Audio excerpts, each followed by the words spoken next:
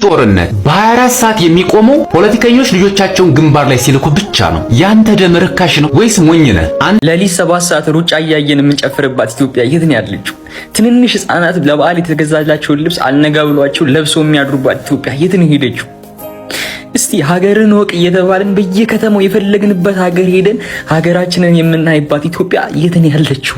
ማገዶ ተሸክመው እጅ ከፍንጅ የተያዙ እናቶች 1 ዓመት ከ6 ወር እስራት እንዲሁም ደግሞ የ10 ሺህ ብር የገንዘብ መቀጮ መቀጣታቸው በትላንትናው ዕለት እየተነገረ ይገኛል። በሃሽታግ ትሰማ ጀርባ ያሉ ድብቅ አጀንዳዎች። ኖላዊት በ2 ዓመቷ በጎንደር ታግታ በግፍ የተገደለች። ሆህተ በ5 ዓመቷ በዋግ ህምራ ታግታ በግፍ የተገደለች። ሲምቦ በ8 ዓመቷ በምዕራብ ሸዋ ተደፍራ በግፍ የተገደለች። ኬብሮን በ10 ዓመቷ ታፍና ተወስዳ በግፍ የተገደለች።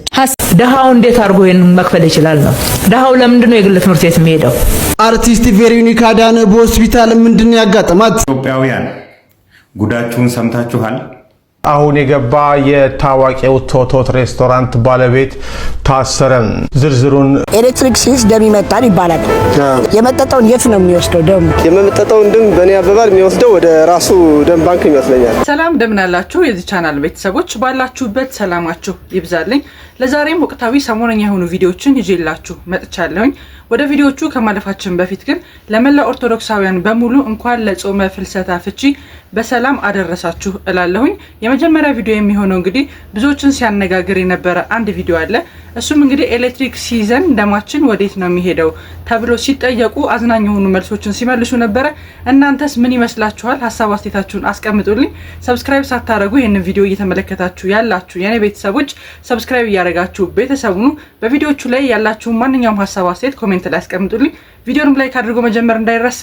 ወደ ቪዲዮ እንለፍ። ኤሌክትሪክ ሲስ ደም ይመጣል ይባላል። የመጠጠውን የት ነው የሚወስደው? ደም የመጠጠውን ደም በእኔ አባባል የሚወስደው ወደ ራሱ ደም ባንክ ይመስለኛል። ወደ ራሱ ደም ባንክ? የኤሌክትሪክ ደም ባንክ ማለት ነው። በኤሌክትሪክ ደም ባንክ ይመስለኛል። ወደዛ ይወስደዋል።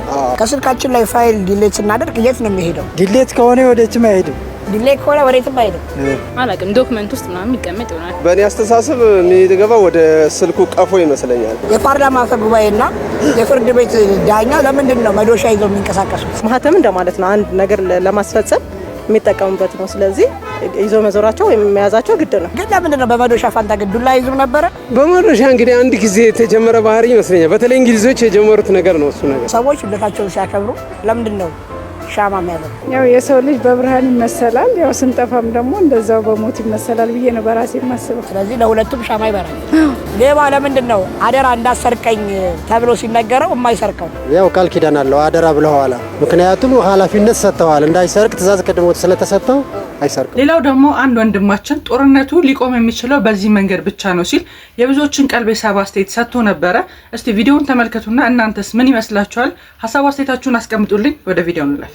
ይህ ጦርነት በ24 ሰዓት የሚቆመው ፖለቲከኞች ልጆቻቸውን ግንባር ላይ ሲልኩ ብቻ ነው። ያንተ ደም ርካሽ ነው ወይስ ሞኝ ነህ? አንተ ግንባር ላይ አፈር ስትልስ፣ ያንተ ወንድም ጭቃ ውስጥ ሲሞት፣ የባለስልጣን ልጅ ግን አውሮፓ ውስጥ ናይት ክለብ ላይ ናቸው። አንተ ሬሳ ስትቆጥር እነሱ ባንክ አካውንታቸውን ይቆጥራል። ጦርነት ማለት እርስ በርስ የማይተዋወቁ ድሆች የሚገዳደሉበት፣ እርስ በርስ የሚተዋወቁ ባለሀብቶች ግን የሚከብሩበት የንግድ ድግስ ነው። ለምን ጦርነቱ እንደማይቆም ልንገርህ። ምክንያቱም ዋጋውን እየከፈሉ ያሉት እነሱ አይደሉም። እናም ይህ ጦርነት የሚቆመው በአንድ ነገር ብቻ። ፖለቲከኞች መጀመሪያ የራሳቸው ልጆች ግንባር ላይ ሲያሰልፉ ብቻ። እስኪ ንገረኝ፣ የባለስልጣን ልጅ ግንባር መሄድ አለበት የሚል ሕግ ቢወጣ ጦርነቱ በ24 ሰዓት ውስጥ አይቆምም ትላለህ? አንድም የባለስልጣን ልጅ ግንባር ላይ ሲሞት አይተህ ታውቃለህ? ሌላው ደግሞ አንድ ወንድማችን የብዙዎቻችንን ቀልብ የሳበ ንግግር ተናግሮ ነበረ።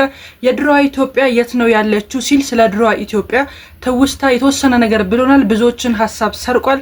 ብዙዎችን ሀሳብ አስተያየት አለዋውጧል። እስቲ እናንተስ ስለ ድሮዋ ኢትዮጵያ ምን ትላላችሁ? ሀሳብ አስተያየታችሁን ኮሜንት ላይ አስቀምጡልኝ። ወደ ቪዲዮ እንለፍ። ለሊት 7 ሰዓት ሩጫ እያየን የምንጨፍርባት ኢትዮጵያ የት ነው ያለችው? ትንንሽ ህፃናት ለበዓል የተገዛላቸውን ልብስ አልነጋ ብሏቸው ለብሰው የሚያድሩባት ኢትዮጵያ የት ነው ሄደችው? እስቲ ሀገርን ወቅ እየተባልን በየከተማው የፈለግንበት ሀገር ሄደን ሀገራችንን የምናይባት ኢትዮጵያ የት ነው ያለችው? እኛ ራሳችን የት ነው ያለነው? ምን ውስጥ ነው ያለነው? የት ሀገር ነው ያለነው? እሺ የኛ ሀገር በየቀኑ ሰው ሞተ፣ ሰው ተሰቀለ፣ ሰው ታረደ እያልን የምንሰማባት ናት። የኛ ሀገር አንድ ቦታ እንኳን ሄደን መስራት የሚከብድ ቦታ ናት። የኛ ሀገር ለቤተሰቦቹ ለሀገሩ ብሎ በየበረሃው የሚንከራተት ሹፌር የሚሞትባት ናት። ይቺ ናት የኛ ሀገር። የኛ ሀገር ሰው በሰላም ወጣው ገባው ብሎ የሚጨነቅባት ናት። ሰላሙን ያምጣልን ብቻ። ሌላው ደግሞ ወቅቱ ትምህርት ቤት መመዝገቢያ እንደመሆኑ መጠን የግል ትምህርት ቤት የሚያስተምሩ ወላጆች እንግዲህ የግል ትምህርት ቤት ጭማሪው ብዙ ነው፣ ክፍያው ብዙ ነው ብለው ቅሬታቸውን ሲያነሱ ለነበሩ ወላጆች ክብርት አዳነች አቤቤ የራሷን ሀሳብ አስተያየት ሰጥታለች፣ ወይንም ደግሞ ምላሽ ሰጥታቸዋለች። እስቲ ምላሹ ምንድነው? የሰጠቻቸው መፍትሄ ምንድነው? ቪዲዮውን ተከታትለን ተመልሰን እንገናኛለን። እናንተስ በተሰጠው መፍትሄ ላይ ተስማማላችሁ ወይ? ሀሳብ አስተያየታችሁ ምን ይመስላል? ኮሜንት ላይ አስቀምጡልኝ። ወደ ቪዲዮው እንለፍ። ደሃው እንዴት አድርጎ ይሄንን መክፈል ይችላል ነው? ደሃው ለምንድን ነው የግል ትምህርት ቤት የሚሄደው? የሁሉ ኢንቨስት የሚደረገው በቢሊየን የመንግስት ትምህርት ቤት ላይ ኢንቨስት የምናደርገው ደሃውን ለመደጎም አይደለም እንዴ? የመንግስት ሰራተኛው እንዴት ይከፍላል የሚል ማብራሪያዎችን ሰማለን እና ጥያቄዎችን ሰማለን። ለምንድን ነው የመንግስት ትምህርት ቤት ይሄን ሁሉ ክፍያ ለመክፈል የግል ትምህርት ቤት የሚሄደው? ምገባ ተችሎ የትምህርት ቁሳቁስ አቅርበን ዩኒፎርም አቅርበን የተሻለ የእኩልነትና ስነ ልቦና የተማሪዎችን ስነ ልቦና መጠበቅ የሚያስችል ሁኔታዎች ትምህርት ቤቶች ውስጥ በመንግስት ትምህርት ቤቶች ውስጥ እየተፈጠሩ እያሉ አፎርደብል የሚሆነውን ቦታ ትተው አፎርድ የማያረጉት ጋር ከሄዱ ኃላፊነት ይወስዳሉ ማለት ነው። ሌላው ደግሞ አወንታ በርሲሳ ጉዳችሁን ሰምታችኋል ወይ ይለናል። እስቲ ምንድነው ጉዳችን? ቪዲዮውን እንመልከትና እኛም ሐሳብ አስተያየታችንን እንለዋወጥበት። ወደ ቪዲዮውን እንለፍ። ኢትዮጵያውያን ጉዳችሁን ሰምታችኋል? በኢትዮጵያ ከ5 ሰዎች አንዱ የአእምሮ ጤና ችግር እንዳለበትና ጤነኛ እንዳልሆነ ጥናቶች ማሳየታቸው ተገለጸ። ይሄ ከ5 ኢትዮጵያውያን መካከል አንዱ የታመመ ነው፣ የአእምሮ በሽታ አለበት እየተባልክ ነው። እኚህ ምንድነው ያላግባባ ያለን? በሃይማኖት በብሔር እየተከፋፈለ የምንባላው ሰው ከህሊናው ውጭ የሆነው ለምንድነው ላለው ለካ ከአምስታችን አንዳችን ታመናል፣ ስለዚህ ሕክምና ያስፈልጋችኋል ተብላችኋል። የካ ኮተቤ ሆስፒታል ነው እንደዚህ ያለው። ሌላው ደግሞ ማገዶ ተሸክመው የነበሩ እናቶች በእስር መቀጣታቸውን የሚያመላክቱ ቪዲዮዎች በስፋት ሲዘዋወሩ ነበረ። የብዙዎችን ትኩረት ስቧል፣ ብዙዎችንም አሳዝኗል። እናንተስ ምን ይመስላችኋል? ሐሳብ አስተያየታችሁን አስቀምጡልኝ። ወደ ቪዲዮ እንለፍ። ማገዶ ተሸክመው እጅ ከፍንጅ የተያዙ እናቶች 1 ዓመት ከ6 ወር እስራት እንዲሁም ደግሞ የ10 ሺህ ብር የገንዘብ መቀጮ መቀጣታቸው በትላንትናው ዕለት እየተነገረ ይገኛል። በርካቶችንም አነጋግሯል። ይህ ነገር የተፈጠረው በትላንትናው ዕለት በአርባ ምንጭ ከተማ ሲሆን በምስሉ ላይ የምትመለከቷቸው 12 እናቶችና ሴቶች በምሽት በመንግስት ይዞታ ስር የነበረውን ጥብቅ የአርባ ምንጭ ደን ውስጥ ማለት ነው በምሽት በመግባት ለማገዶ የሚሆን እንጨት ቆራርጠው በጀርባቸው ተሸክመው ሲወጡ እጅ ከፍንጅ በመያዛቸው ነው በቁጥጥር ስር ውለው የአርባ ምንጭ የመጀመሪያ ደረጃ ፍርድ ቤት በእነዚህ ሴቶችና እናቶች ላይ ማለት ነው የ1 ዓመት ከ6 ወር እስራት እንዲሁም ደግሞ የ10 ሺህ ብር የገንዘብ መቀጮ እየጣለባቸው። ይህ ነገርም በርካቶችን አነጋግሯል። በተለይም ደግሞ በአካባቢው ማህበረሰቦችም እንግዲህ 1 ሺህ ብር ህልም ለሆነባቸው ለእነዚህ እናቶች የ10 ሺህ ብር የገንዘብ መቀጮና እስራቱ አግባብ አይደለም በማለት አስተያየታቸውን እየሰጡ ይገኛሉ። ነገር ግን በአርባ ምንጭ ውስጥ ያሉ የመንግስት ባለስልጣናት እንደተናገሩት ከሆነም እንግዲህ የአካባቢ ደንን በመጠበቅ እንዲሁም ደግሞ የደን ልማት ጥበቃና የአጠባበቅ አዋጅ ቁጥርን በመጠቀም ነው በእነዚህ እናቶች ላይ ይህ ውሳኔ የተላለፈው እንዲሁም ደግሞ ህጉን በመተላለፋቸውና እንደ ወንጀል በመቆጠሩ ነው ይህ ነገር እየተላለፈው በርካቶችን ለማስተማር እንዲሁም ደግሞ የአካባቢውን ደን ለመጠበቅ ይህ ውሳኔ እንደተላለፈ ጭምር ነው እየተናገሩ የሚገኙት። እናንተስ እንዴት ተመለከታችሁት? እስኪ ሀሳባችሁን ኮሜንት ላይ አጋሪ። አሁን የገባ የታዋቂው ቶቶት ሬስቶራንት ባለቤት ታሰረ። ዝርዝሩን እስከ መጨረሻው ተከታተሉት። ከአቡነ ጴጥሮስ አደባባይ ጫማ ጠራጊነት ተነስቶ በዓለም አቀፉ የዜና አውታር CNN እስከ መዘገብ የደረሰውን እንዲሁም የዓመቱ በጎ ሰው ሽልማትን ያሸነፈውን የቶቶት ባህላዊ ሬስቶራንት ባለቤት ታሪክ ሁላችንም እናውቀዋለን። ነገር ግን ዛሬ ይህ አነቃቂ የህይወት ጉዞ ማንም ያልጠበቀው አስደንጋጭ ምዕራፍ ላይ ደርሷል። በልጅነቱ እጅግ ቀጫጫ ስለነበር ጠንክር የሚል ስም ይወጣለትና በቀን አንዴ እየተበላም መቆጠብና መለወጥ ይቻላል በሚለው የህይወት ፍልስፍናው የብዙዎችን ልብ የገዛው አቶ ጠንክር ቴኒ አሁን በፌዴራል ፖሊስ ቁጥጥር ስር ውሏል።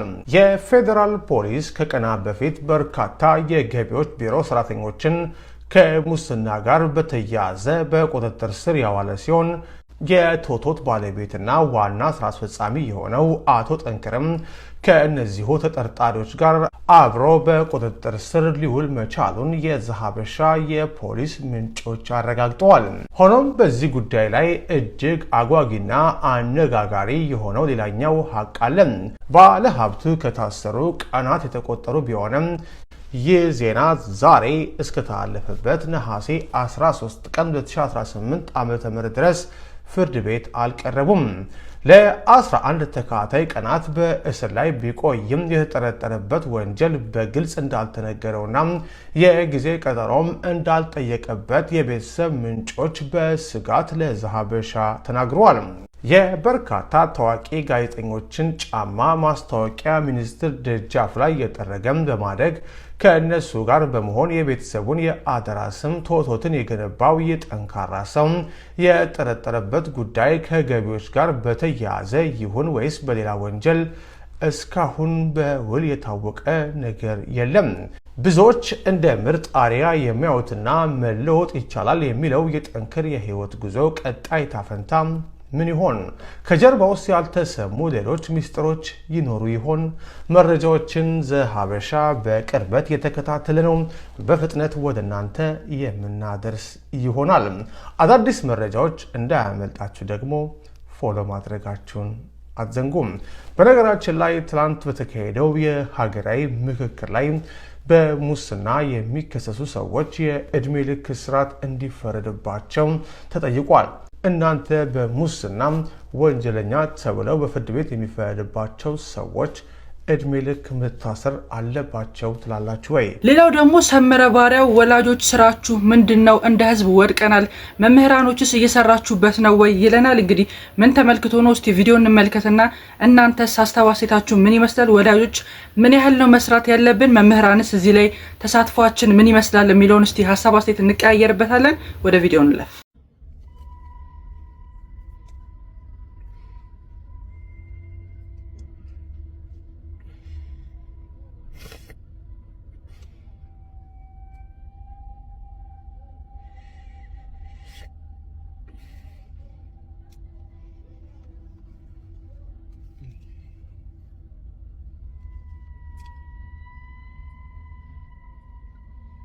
ምን አይነት በረገም እንደሆነ